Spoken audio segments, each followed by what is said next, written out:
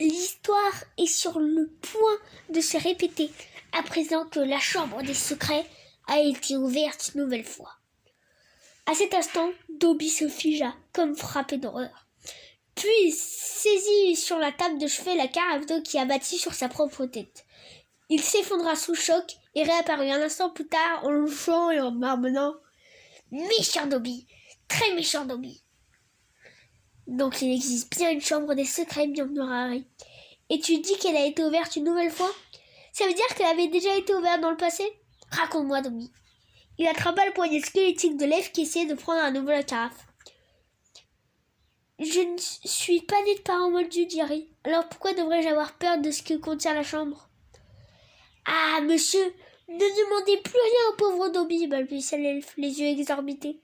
Il se prépare de sombres actions dans ce château, et Harry Potter ne doit plus s'y trouver lorsqu'elles se produiront. Retournez chez vous, Harry Potter. Harry Potter ne doit pas être mêlé à ça. Monsieur, c'est trop dangereux. Qui est-ce, Dobby? Demanda Harry en tenant fermement le poignet de l'elfe pour l'empêcher de se donner un coup de carafe sur la tête.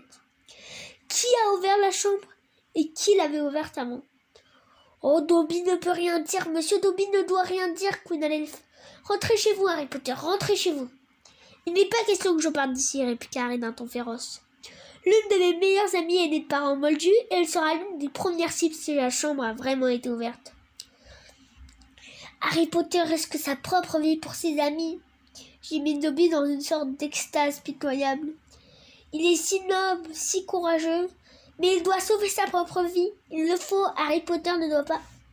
Dobby se figea soudain, ses grandes oreilles frémissantes. Harry avait également entendu les bruits de pas qui provenaient du couloir. Dobby doit partir, souffla l'elfe, l'air terrifié. Il y eut un craquement sonore, et la main de Harry qui tenait les poignets de Dobby s'enferma sur le vide. Il se laissa aussitôt retomber sur le lit, les yeux fixés sur la porte de l'infirmerie, tandis que les pas se rapprochaient.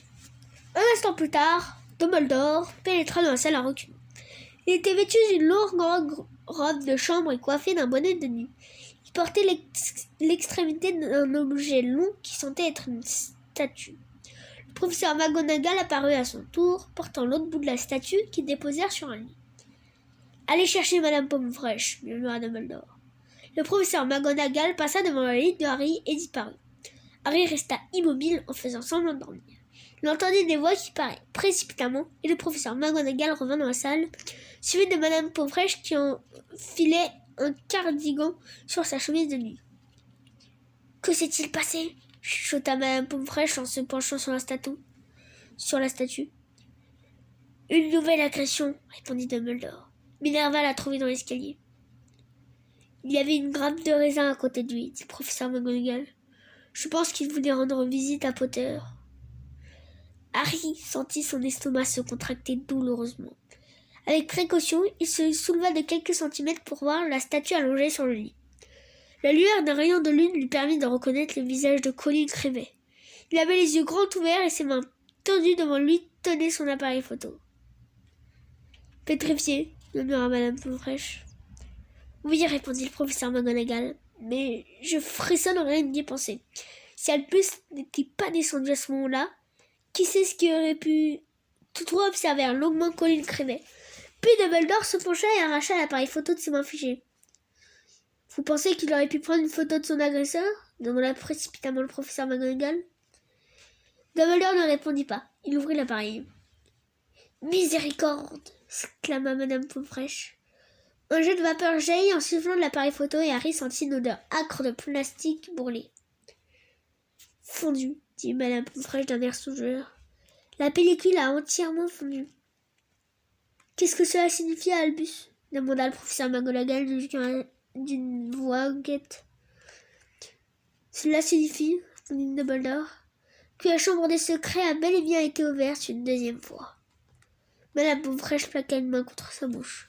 Le professeur McGonagall regarda Dumbledore avec des grands yeux ronds. « Mais Albus, qui ?»« La question n'est pas de savoir qui, » répliqua Dumbledore, les yeux fixés sur Colin.